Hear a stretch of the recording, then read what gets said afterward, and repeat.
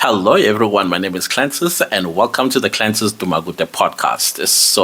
Today, I am going to be talking about a topic that I've been asked a couple of times by a couple of people. So, when I'm talking about a couple of people, I know I'm supposed to be saying two people, but as a matter of fact, it is about 5 to 8 people or so who have asked me to just talk about the people of South Africa.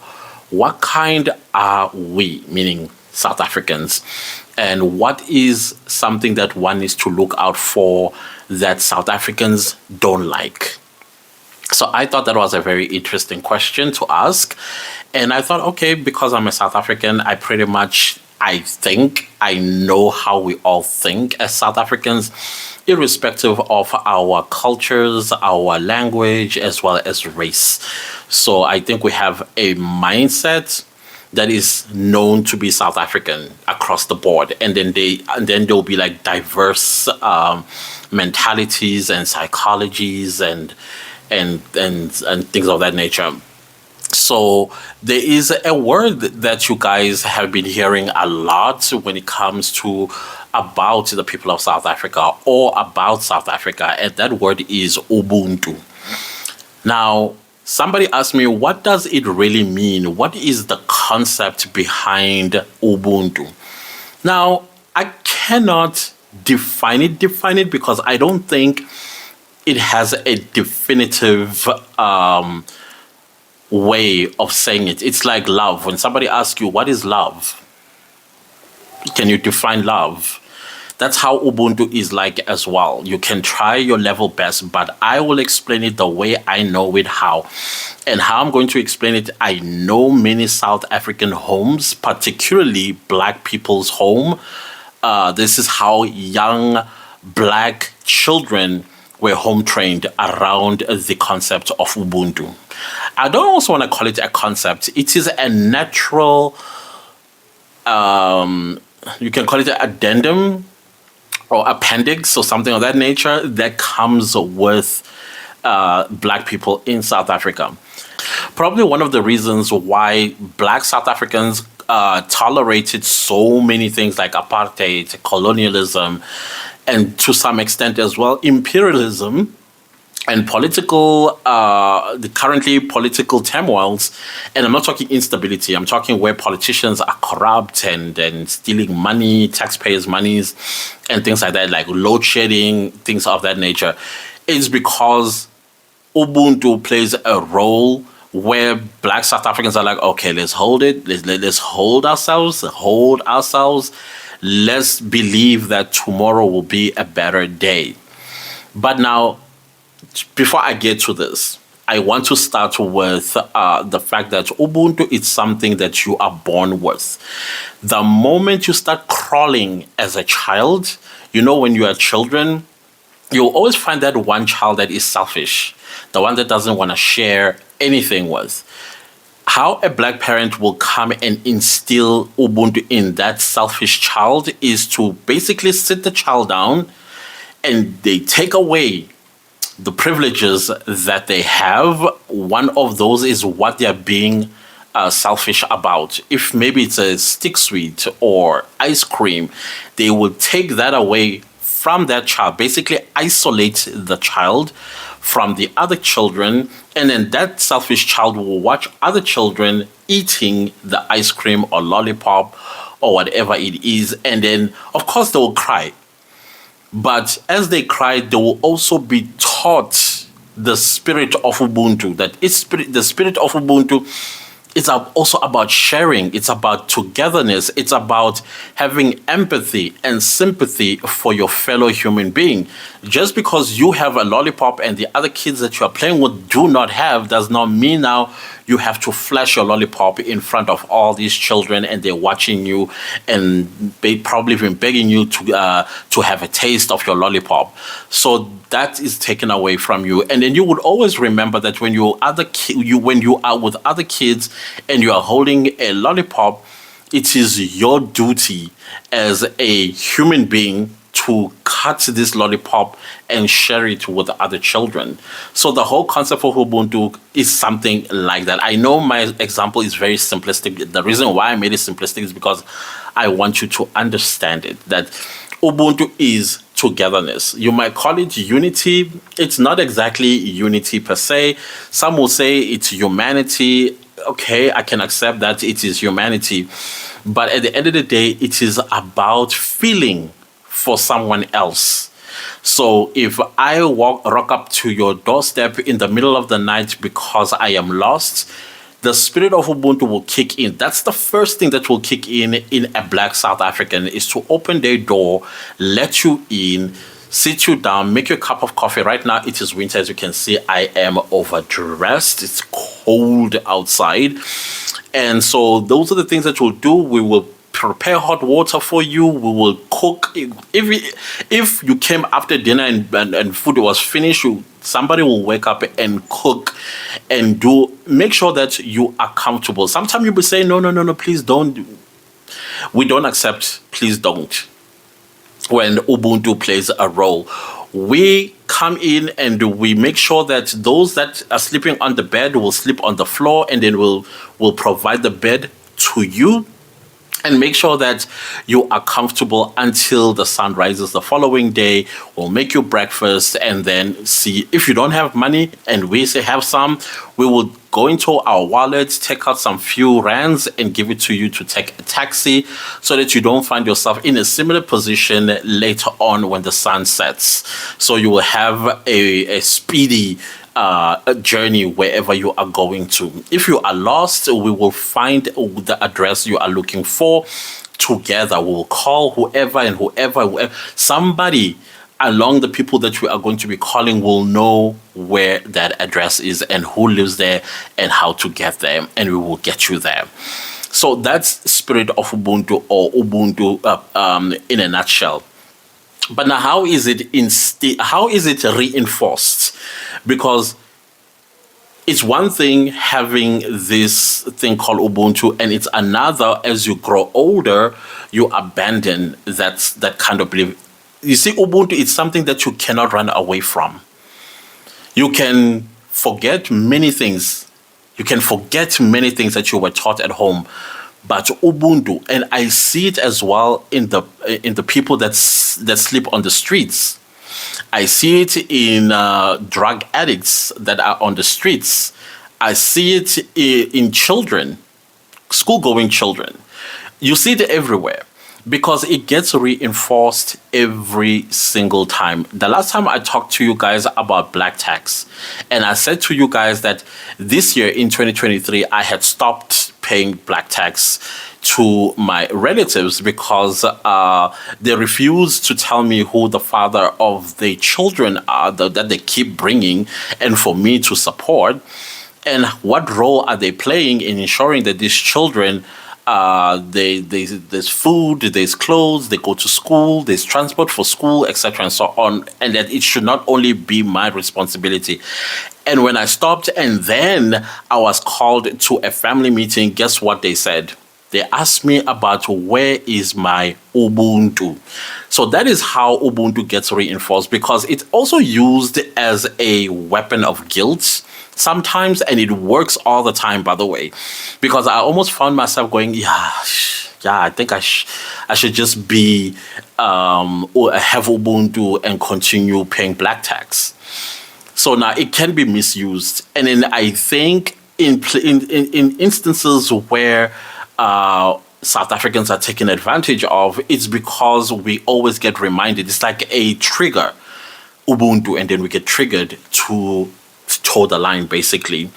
So it can be misused to benefit somebody, and because they try to reinforce it. Some, they just use it as a button to press and remind you that, no, you need to have spirit of Ubuntu.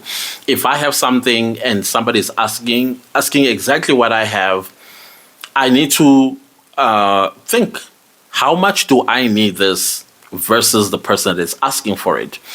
And of course, in most cases, the spirit of Ubuntu will kick in and I'll end up sacrificing what I needed, and the other person needed the same thing that I need.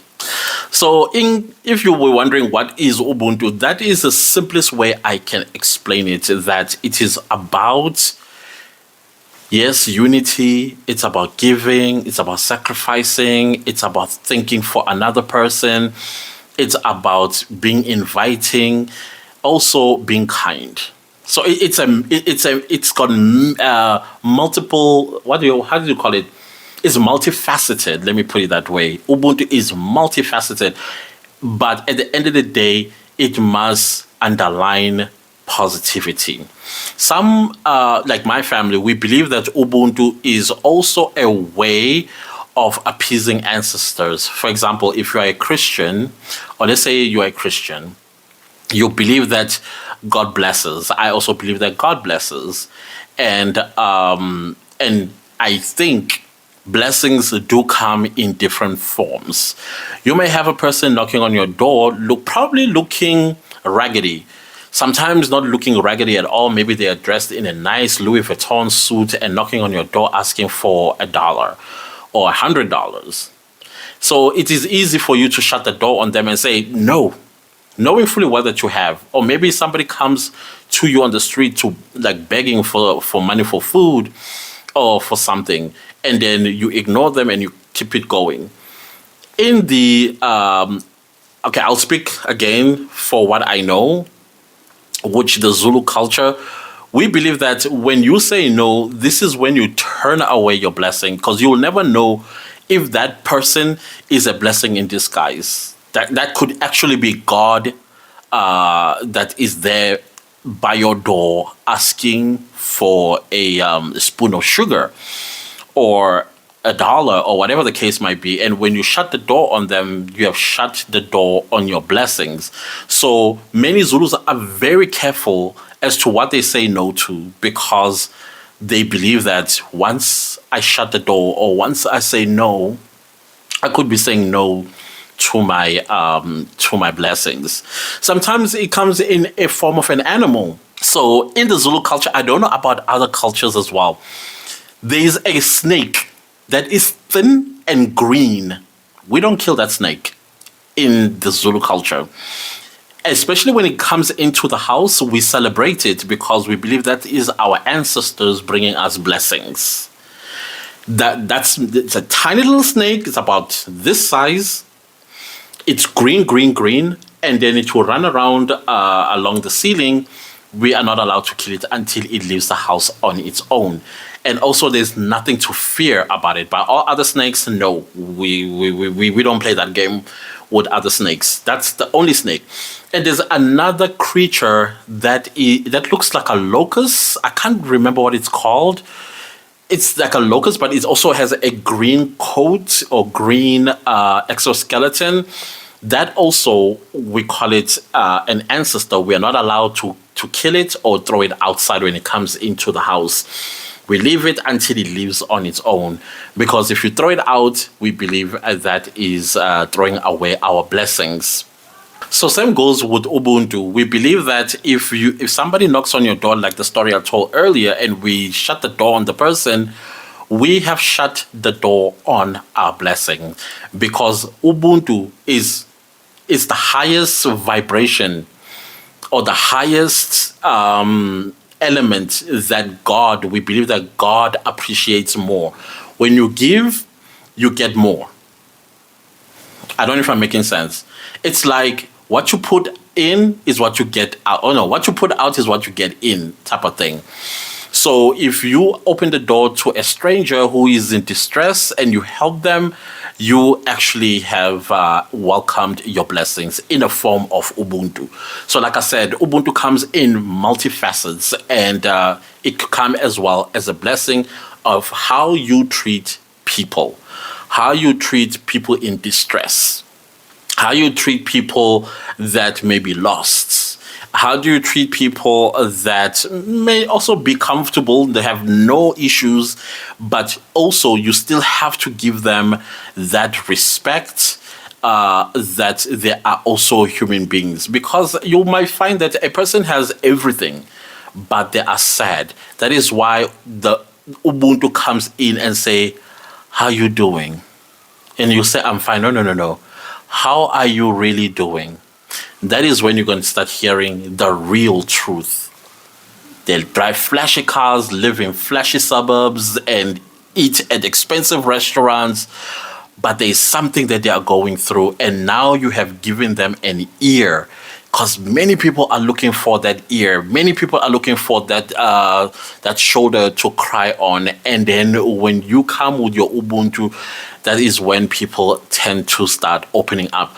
I had an incident, I think 2 months ago. I even have a video on the podcast channel, YouTube podcast channel, of a lady that came to me and told me about her problems and her marriage. This lady looks expensive, head to toe. She flew in business class on the flight that I was on, and she had issues, and she told me these issues, a total stranger. And now, because she knew that I will not turn her away because of Ubuntu, she believes, she knew, it's automatic with every black person that if I approach a fellow black person and I'm in distress, they're not going to turn me away because they have Ubuntu. So that is the whole concept of Ubuntu. I decided to prolong this explanation and come up with as many examples so you see that it is not one-dimensional. It is very broad, this topic of Ubuntu. I'm sure there are other things that I've left out, but I'm sure you figured it out as well. If I have not mentioned it, you probably have figured it out that, oh, okay, that also includes this and also includes that. Then somebody else said, if you guys have spirit of Ubuntu, how come you have high walls in your dwellings, whether that is the suburbs or in the townships or even in the shanty towns?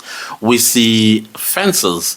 So that's a very good question as well, I thought, because if we have spirit of Ubuntu and we need to have our gates and doors open for anybody that is in distress to assist them, how are they going to do that when we have high walls and we don't see what's going on the other side?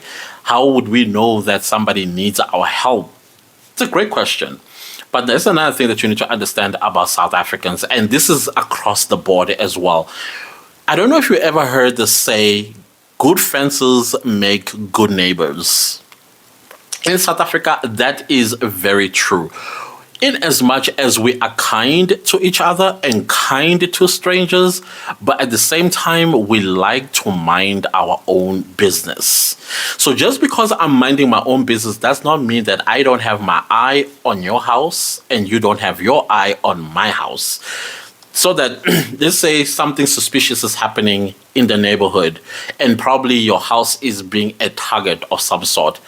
I can call you and say, hey, I see some activities going on outside your gate. Are you aware? Do you know those people? If they say no, then we'll have a discussion. Do you think we should contact the police to kind of investigate? Those are the things that we do. That does not mean we don't talk to each other, we don't like each other. No. Maybe in some instances, especially with the other races, they may just not be unfriendly at all towards their neighbors, and they don't want to hear anything about them. But with black people, even when they live in like expensive suburbs, they still want to know you on the other side of the high wall fence. They still also want your contact number so that if anything happens, they are able to call you and say, hey, something is going on. Do you need my help? Or maybe there's some screaming going on. We can quickly go there or call and say, hey, is everything okay? So the high walls has nothing to do with the fact that in South Africa, crime plays a role, which is another, what do you call this, a thing on its own. Let me put it that way. It's a thing on its own. So we don't have high walls because there's crime and we're afraid, because criminals still come in regardless whether you have walls or not. They still come in. They have ways of doing whatever it is that they do. So I wouldn't say that high walls or high wall fences protect us 100%. It's basically to say, listen, let's be good neighbors. When we drive out of our driveway at the same time, we still get out of our cars and say, hey, how are you? We shake each other's hands. Is everything okay? How's the family? Blah, blah, blah, blah. Have a great day. Get in the car and drive off. So it's got nothing to do with disunity, not liking each other, or anything like that. It has everything to do with I have my own life, and I also have my own business that I like to mind, and I will also like you to mind your own business on the other side.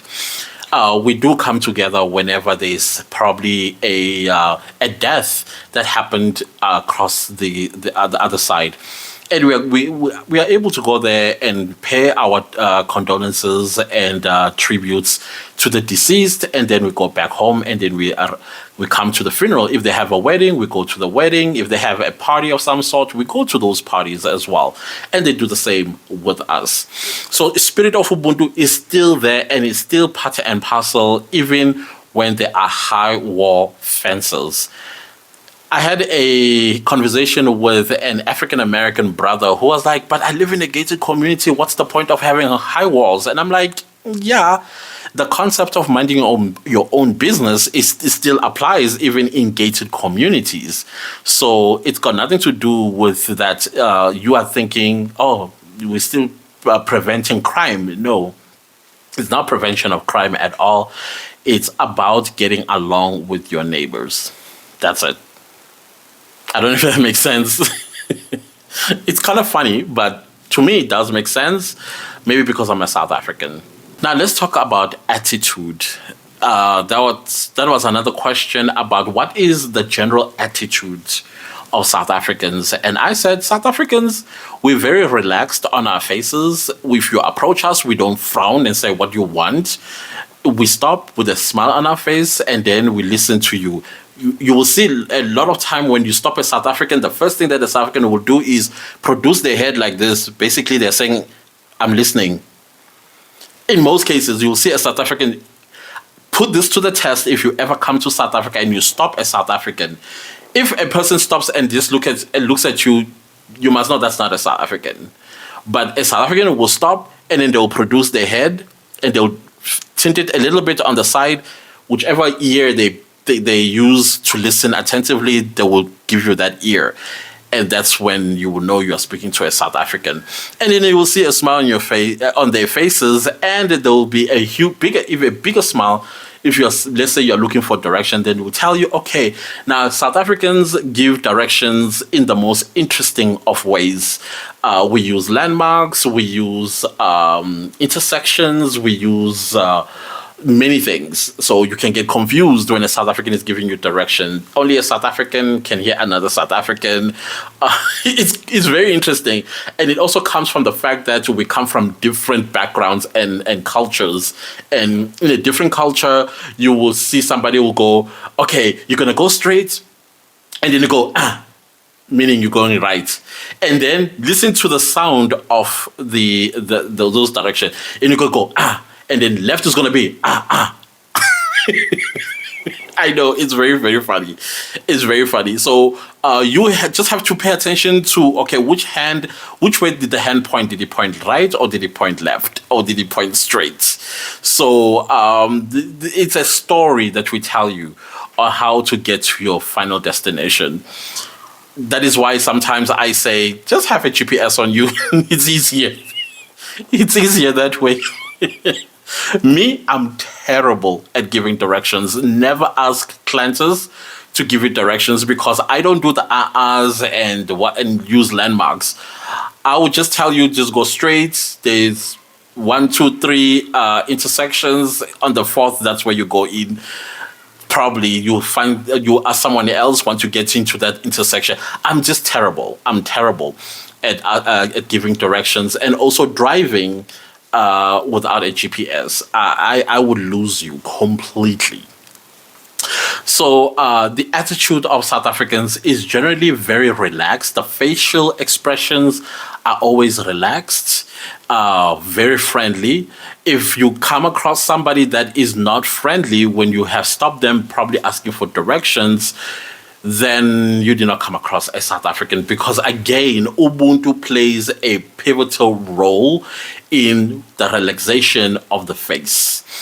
Now, when it comes to the attitude of a South African, South Africans are generally happy to see somebody they've never seen before. Whether it's a fellow South African that they've never seen before, generally the attitude will be welcoming. You will find those that are stressed out either because they're looking for a job, they can't find a job. Some of them might even ask you on the spot. After asking for direction, they might ask you, hey, do you know a company that is hiring? I'm looking for a job. If you do, here's my number. Don't be irritated by that. Trust me, don't be irritated by that. There will be those as well who may even ask for money for transport. In most cases, a South African will not do that. A South African would rather struggle and suffer all the way. Like, they would rather walk miles and miles and miles to get home.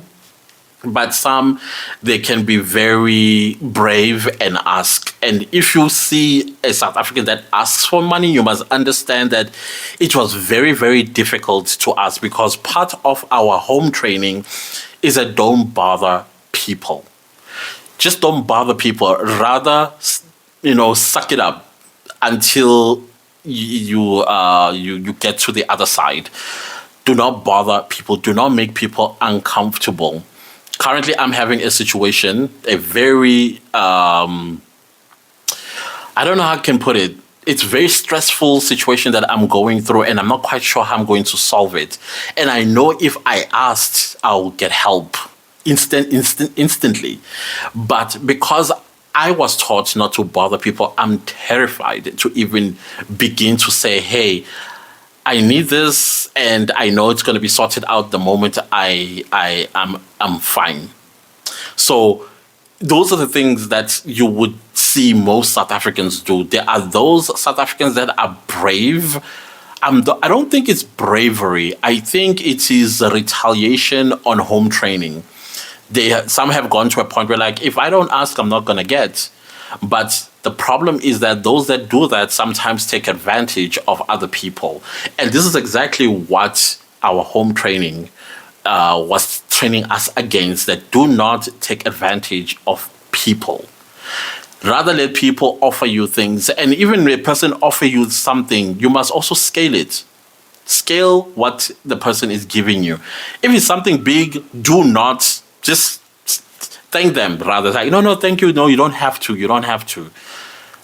Please don't. You don't have to. Sometimes it will depend from whom it's coming from. And you can accept that, because rejecting something as well in the when it comes to the attitudes of South Africans, a South African does not like to be rejected. Let me repeat that. A South African does not like to be rejected. For example, if I offer you something that I am drinking, I know the first thing that you're going to think about is hygiene. Like, dude, you just came out of your mouth. Why are you offering me the same thing? That's how we do things. I promise you. Those that smoke, they will puff and pass. It's called puff and pass. Imagine you are puffing on somebody else's lips. And so the moment you go no, you will literally get this facial look. Like, you think you're better than me type of look. So if you ever find yourself in that situation, I have a trick for you. The trick is to take, let's say it's a cigarette. Take the cigarette, put it against your lip, like here. It doesn't have to touch your lip at all. And like, have a conversation, like, come up with something, but have it as close to your mouth as possible, and then quickly pass it back. That way, you are showing the person that passed you the cigarette will know that, okay, you are thinking of hygiene, because you don't want to offend them. You brought it close to your lip, and that's good enough for them. Same goes with drinking of beverages. If I have a glass of water or a glass of cold drink and I'm drinking and you're not, and I want to share it, again, Ubuntu comes in, and I want to share this glass of cold drink or soda, as you guys call it, and then I hand you over, and then you'll be thinking, oh, it's coming from your mouth. Why would I do the same thing? Take the glass of water, pretend to be drinking it. It doesn't have to touch your lip at all. Pretend to be drinking it. and do this and pass it back to me and say thank you, I will appreciate you more than you saying no. South Africans don't like to be rejected, because when you reject a South African, South Africans, black people, usually believe, those that are traditionalists like myself, we believe that I'm not alone. Wherever I go, I am with my ancestors. That is why sometimes when you greet, or when you hear a South African greet you, especially a Zulu person greet you and you are alone, they will say sanbonani, meaning it's a plural. Usually a singular is sawubona. Sawubona is a singular, sanibonani is plural. So the reason why they say sanibonani in plural is that they're greeting you together with your ancestors. So when I'm giving you something that is coming from my mouth and you reject it, you're not only rejecting me, but you're also rejecting my ancestors. And that's where the offense comes in. But like, whoa, did you just do that to my ancestors? And of course, inside of my head, I'm not wishing you rainbows and unicorns and blessings and stuff. I'm angry. I'm cursing. And my ancestors will be hearing these curses that being said to you. Then you have a horrible day, probably even a horrible life.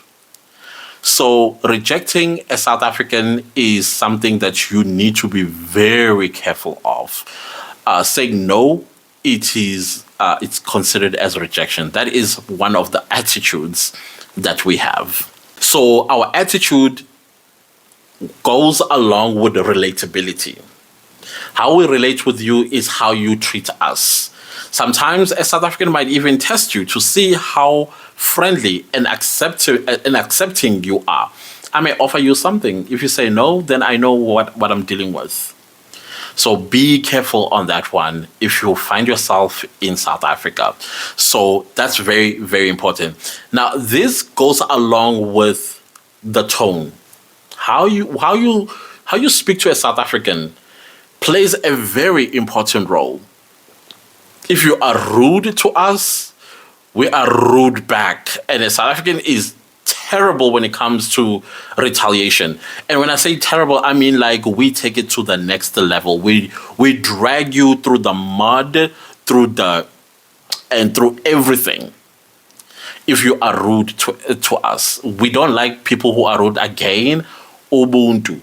When I am smiling at you because you're looking for a direction, do not take that as a weakness to say, oh, I can do whatever I want with this guy. No. So that is why when you talk to us in a tone. The tone, I would say, is mellow.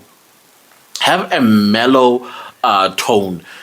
Even if when you are irritated, your tone still needs to be mellow.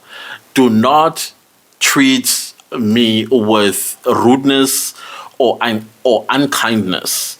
Then South African will blow up. Even myself, the moment I dictate unkindness, already it's not going to look good for you. So that is very important. It goes with the attitude of South Africans. So how you talk to a South African is very important. It's like also when you talk about us. They say you don't know us, you came across us for the first time, you had a certain experience, and then you state a sweeping statement, or you deliver a sweeping statement about us. South Africans will come at you, they will come for you and everything you've got until you apologize. If you're not going to apologize, they will say, we will definitely not forget this. We will declare you persona non grata, meaning you will never enter the Republic of South Africa again. So that is very important to South Africans. How we relate with you and how you relate with us is what will determine how we move forward. Same goes with when you are, let's say you are a into yourself type of person. Like you are quiet, you are an introvert. We know people that are I'm an introvert myself. I'm an introvert. But my okay, okay, I'll just make up a word. My introversion or introversy, I think that's the second one is correct. In my introversy, I must not also be snotty, like be a snob, like looking people as though they're beneath me. People will quickly tell, oh, you are an introvert, and then they know a South African will know how to treat you as an introvert. But if you are off, and you have an offish personality, trust and believe me, a South African will make you feel so alone, so alone. They will isolate you and make sure that they don't even come and say hello. So relatability is extremely important to a South African. So if a South African calls you, hey, let's go out tonight, and then you say, man, you give it though, we will pursue you a little bit, but we also know to what extent. And how we will know that you are serious, maybe let's say because of work, then we're not going to push you too far. We will try and push and push and push, try to convince you. But the moment you say, no, I don't want to hang out with you tonight, you will never be invited to anything again, ever. Even if when you try to ask, hey guys, where we going tonight? They'll tell you where they are going, but they'll tell you straight on your face, but you're not invited. So that means that's the end of the friendship. Just don't force yourself into it anymore. The friendship has come to an end. Now, there is another thing that I wanted to cover as well regarding your relatability with South Africans. I know that in the US, when you all go out, this also goes to my African American friends that are now living here. I've always wanted to tell you this. For me, I have no issue. But I noticed that I've not said this to you guys. So pay attention in this video so that you don't make that mistake. Let's say you call me, hey, Clantus, let's go out. If I say yes, in my mind as a South African, and please do forgive South Africans about this because we do this to each other. And like I said to you guys, we never knew that we are going to have people coming from outside, like African Americans coming to South Africa. And you guys are coming to South Africa with a different psychology, with different attitude and different practices and ways of doing things. This is why it's so important that whenever you come to South Africa, part of your research is to look out for the things that I've just said, especially the attitude and relatability with South Africans. If you know that you are a pompous person or arrogant person or offish person, leave that attitude the moment you enter the flight in the US. That is your US attitude. The moment you come here, you better have a smile on your face. The moment the plane doors open on the soils of South Africa, put a smile on your face, and you're going to have that smile permanently on your face until you leave the soils of South Africa. But now, let's get to the one that I want to talk about. If you are going to ask a South African out, when you're asking a girl or you're asking another guy, and I'm talking a friend who's a guy, out, maybe to clubbing or to a restaurant or wherever, a South African generally believes that the reason why you are yanking me out of my comfort zone, probably I'm sitting in front of a heater because it's cold tonight, and you call Clantus and say, hey, let's go out. Clantus in his mind, okay, me, I don't do it. I've never done it. But the majority of my people, in our head, we assume that you will also carry the bill. We assume that you will also carry the bill. Okay, like I said, me, I don't do it. If you're going to call me, the first thing that I will do is take my bank card with me so that when it's time to pay, I pay for my own that I've drank, eaten, and things like that. But many South Africans, this is not our custom at all.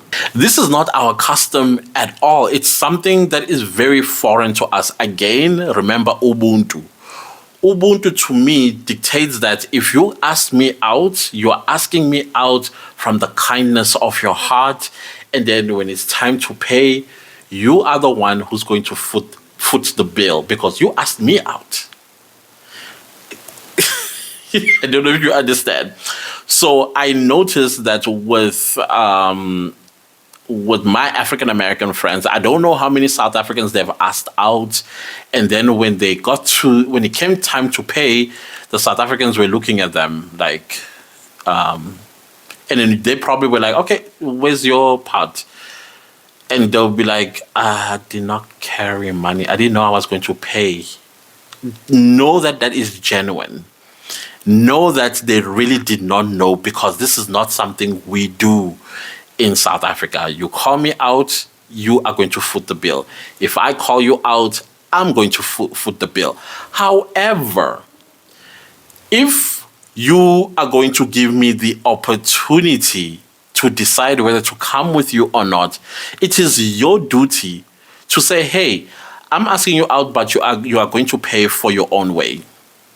Now, you are giving me an opportunity to decide whether I can go out or I can't go out, because I'm also going to be looking at how much do I have in my pocket or in my account.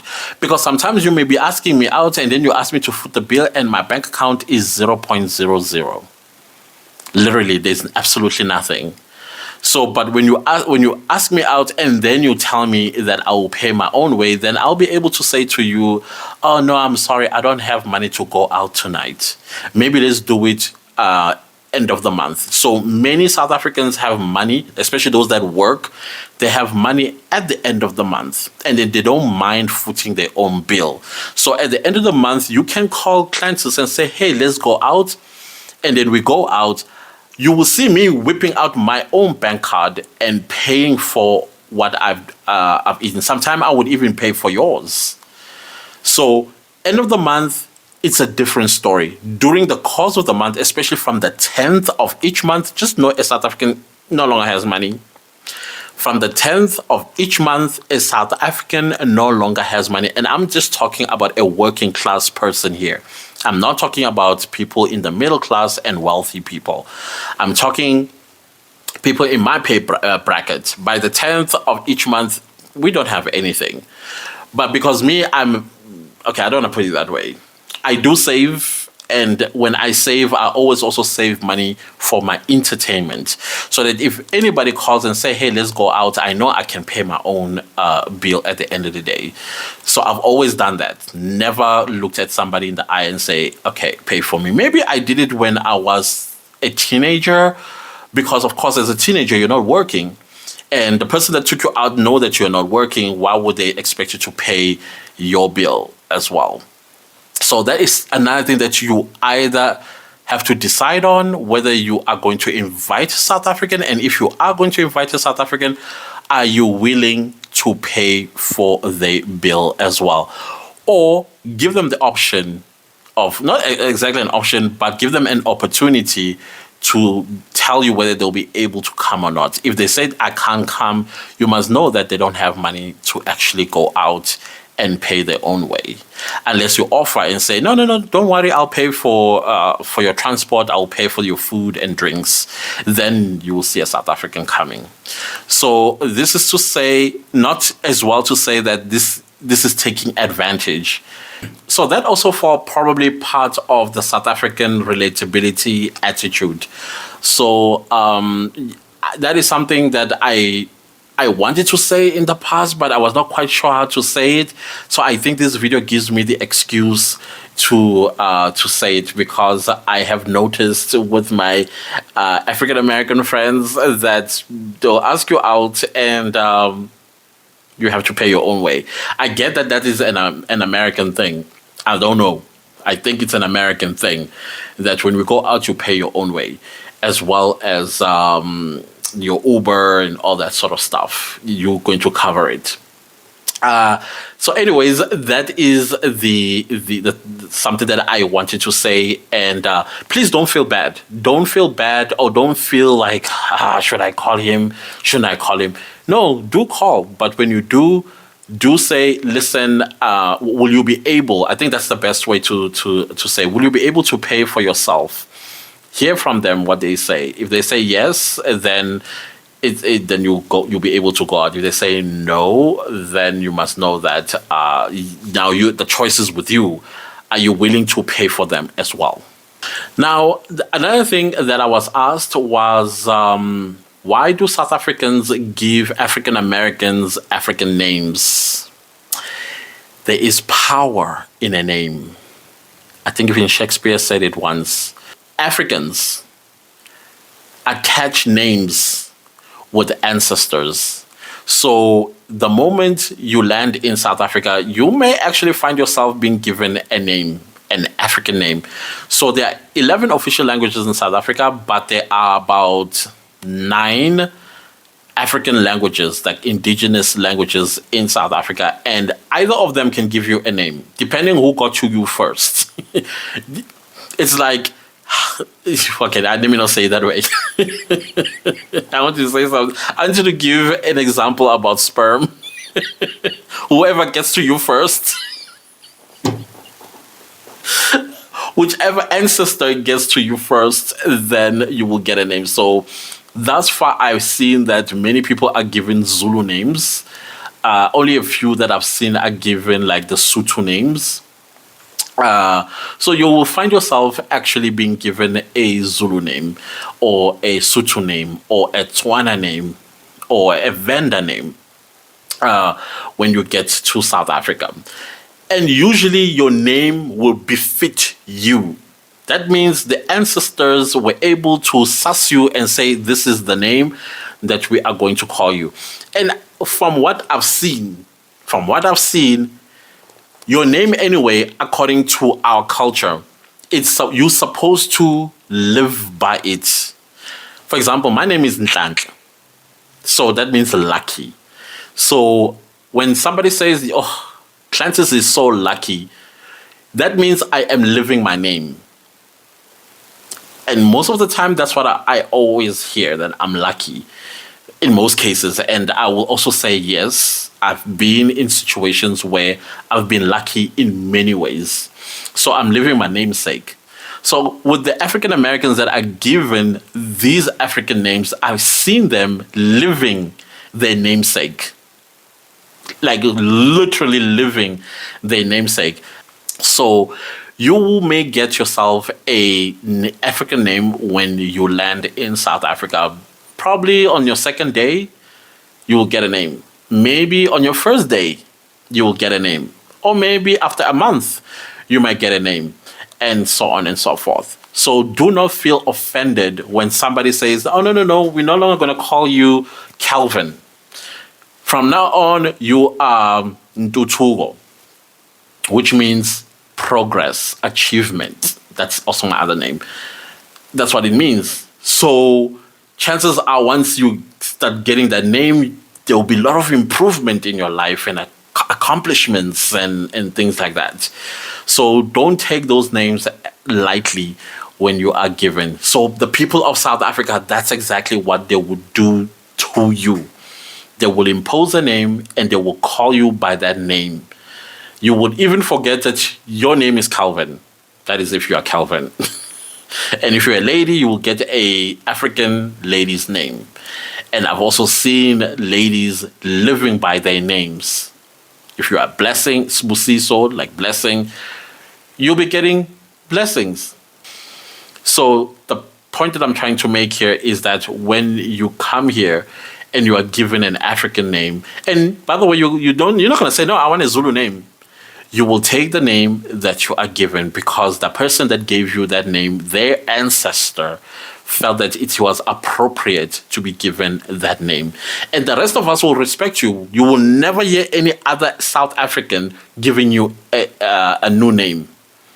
And once you are given that new name and somebody wants to give you another name, you must tell them, oh, no, I'm already called. You understand what I'm saying? That way you're also not rejecting the other person. Remember, I said rejecting a South African is not a good thing.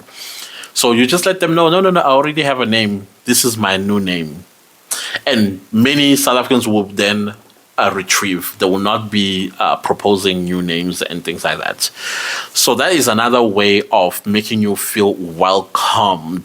Like you are at home now. You are part and parcel of all of us on this land. And then the sun that shines over you also belongs to you. The soil that your feet touch, that is your home. That's how it is for us too. That is why when we say welcome home, that don't take that lightly.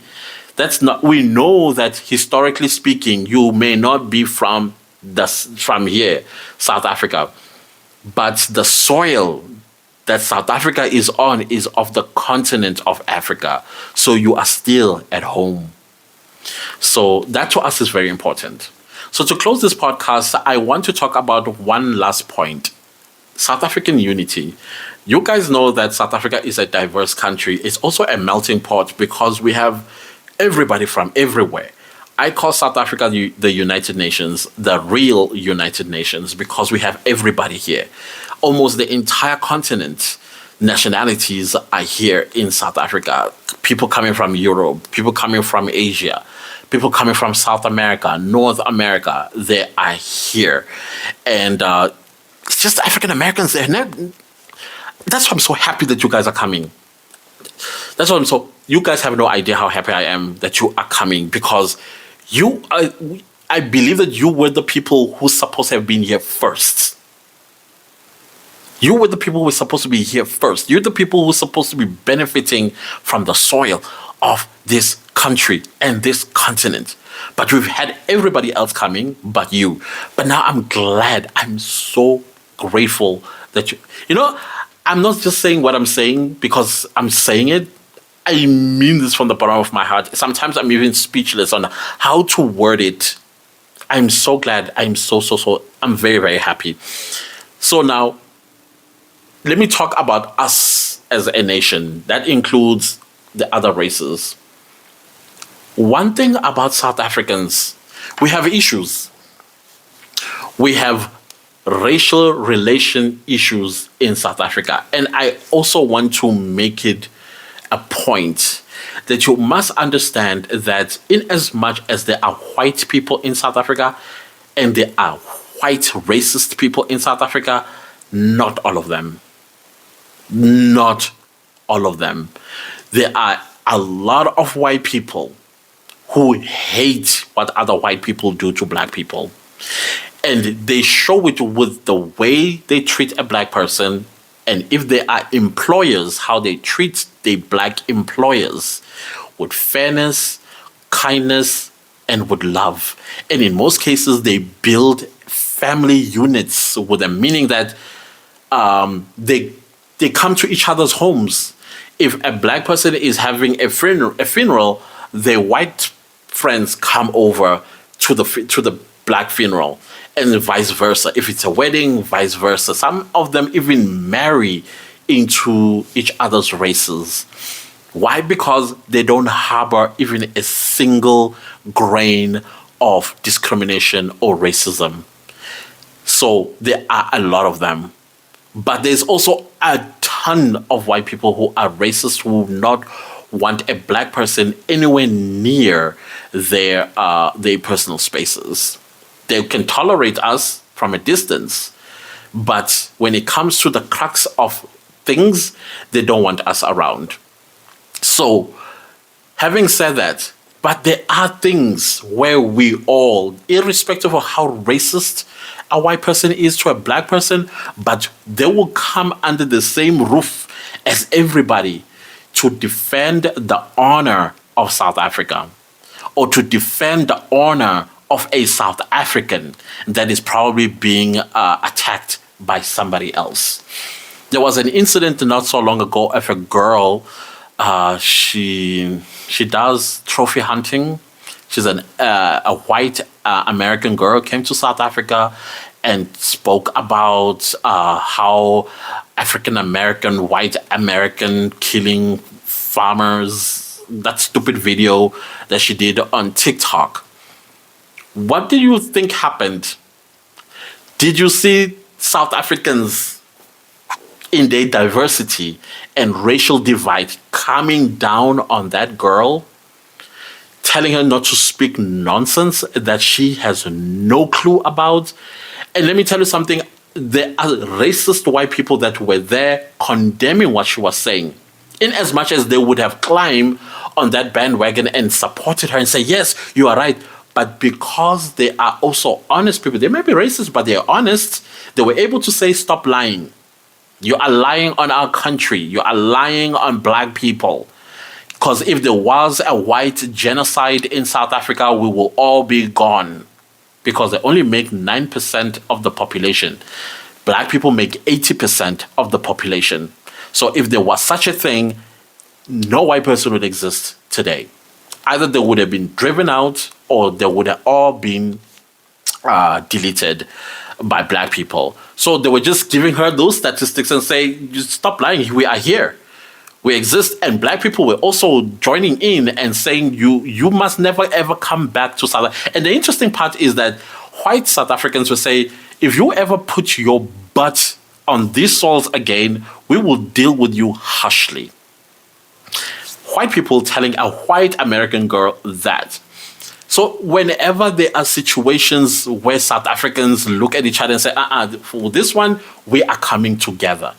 Sports moments, international sports moment, whether that is rugby, cricket, soccer, netball, or whatever the case is, you will see South Africans in their diversity unite under that, and we celebrate together. If we lose, we cry together as a nation. So that's another beauty about our country. That is another beauty about our country. So you might get shocked if you find yourself living in South Africa, seeing that unity. You'll be like, wait a minute, am I still in South Africa? And I'm not saying this to say that when you're in South Africa, you will actually see blatant or brazen racism or a divide. No, we still are together. You'll find us all in the same mall. You'll find us all in the same stores. You'll find us all on the same road. You'll find us all in the same offices and stuff like that. The only time where it become a bit of a issue is when we go our separate ways, when we go to our homes. We don't invite each other to dinners. We don't invite each other to parties. We don't invite each other to funerals. Even if you go to our universities and you go to the university grounds, you will see pockets of people with their own races. And then even with amongst black people, you'll find people, for example, Zulus are by themselves, Xhosas by themselves, Sutus by themselves, the vendors on their own, white people on their own. Amongst the white people, you find Afrikaners on their own, and you'll find English-speaking white people on their own. That's where the issue for me becomes brazen. But in general, you could never tell. And in South Africa, racism, especially when a white person calls a black person the K word, they go to jail. It's a crime. It's called crime in injuria. I think that's the charge. It's 2 years imprisonment and 250,000 rand fine. So it's either get fined or you get fined and thrown in jail. But so far, it's fine and thrown in jail. And so many white people tend to keep that to themselves and then no longer freely say it to black people, and they no longer freely demonstrate racism towards us. There are those that are brave, but they are dealt with, because these days we got TikTok, we got YouTube, we got all these platforms where you can get embarrassed, basically exposed to the public, the person that you are. So that is what I wanted to talk about in this podcast today. And I'm so grateful to you guys on YouTube. You are subscribing, you are engaging me. I love that. I'm enjoying the engagement that I see there. Please continue doing so. Please continue. If you have not subscribed yet, do subscribe, and don't forget to click the bell notification. And also, please, please, please, I beg, do leave me a like. Just click the like button. It's a millisecond activity. I highly appreciate that. So, yeah, do leave me a comment down below, and let's have this conversation. If you have questions for me, I do have an email address under the About section of my podcast channel on YouTube, or you can also find me on Instagram. I do have an Instagram now. It's also by the name of the YouTube channel, Clancy's Dumagute Podcast. You will find me there. You can go to my DM and leave me a question or comment or whatever it is that you might want to say to me. I highly appreciate that. So let's end this podcast right here until we see each other again in the next one. Let me go and put on my PJs, get into bed, because right now it is what time? It's almost midnight. So I think I'm going to schedule this podcast video to to go live in the morning. I think 3 in the morning in my time. So anyways, guys, thank you so much for watching. Thank you so much for listening. Do leave me a like out there. I'll highly appreciate that. Do subscribe and share this podcast video far and wide. Let's see each other again. Goodbye.